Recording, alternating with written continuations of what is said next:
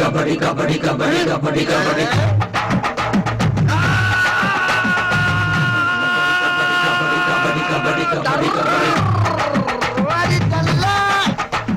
தூத்துக்குடியின் மத்திய மாவட்ட செயலாளர் பொறுப்பை தனக்கு வழங்க வேண்டும் என்று கட்சியின் பிரமுகராக இருக்கக்கூடிய அஜித் ஆக்னல் தற்பொழுது தமிழக வெற்றி கழகத்தின் தலைமை அலுவலகம் இருக்கக்கூடிய பணியூர் அலுவலகத்தின் நுழைவாயில் முன்பு தர்ணா போராட்டத்தில் ஈடுபட்டிருக்கிறார். நான் தான் அன்னைக்கே ஒன்னு இங்க வரக்கூடாதுன்னு சொன்னல, எதுக்கு வந்தேன்? காலையிலிருந்தே விஜயை சந்திப்பதற்காகவும் இந்த பொறுப்பு வழங்க வேண்டும் என்று கோரிக்கை வலியுறுத்தியும் பணியூர் அலுவலகத்தின் நுழைவாயில் முன்பு காத்திருந்தார். அங்கு பேரிகேடுகள் அமைத்து தடுப்புகள் அமைத்து அஜித் ஆக்னலையும் அவரது ஆதரவாளர்களையும் உள்ளே விடாமல் பாதுகாவலர்கள் தடுத்து நிறுத்தி வைத்திருந்தனர்.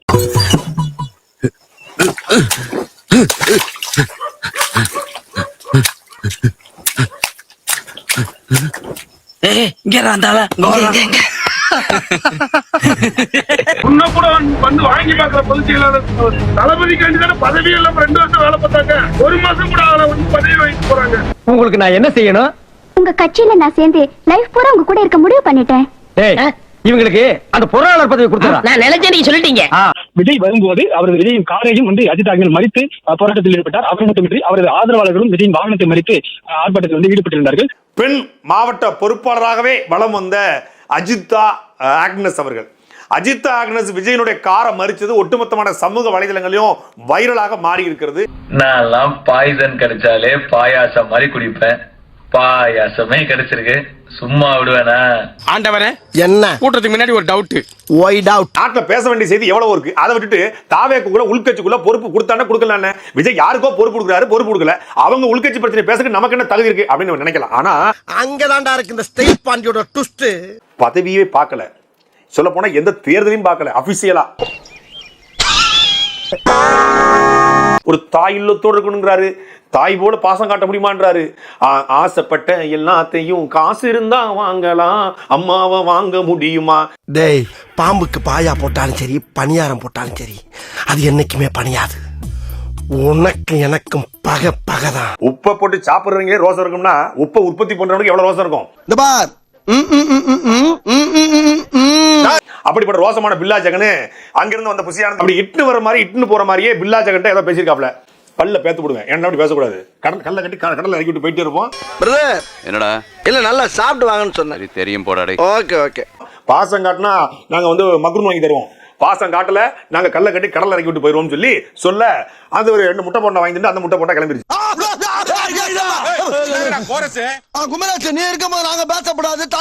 பொதுவா ஒரு மாவட்ட செயலருக்கு கிட்டத்தட்ட 1 கோடி ரூபாய் வரைக்கும் புசியானது வசூல போட்டிருக்காப்ல. கிட்டத்தட்ட 70க்கும் மேற்பட்ட மாவட்ட செயலர் எவ்வளவு போட்டிருப்பாருன்னு தெரிஞ்சுக்கலாம். ரகசியத்தை அலௌன்ஸ் பண்ணாதே, அசிங்கமா நினைப்பாங்களா இல்லையா? என்ன மாமா உனக்கு இதெல்லாம் பழக்கப்பட்ட விஷயம் தானே?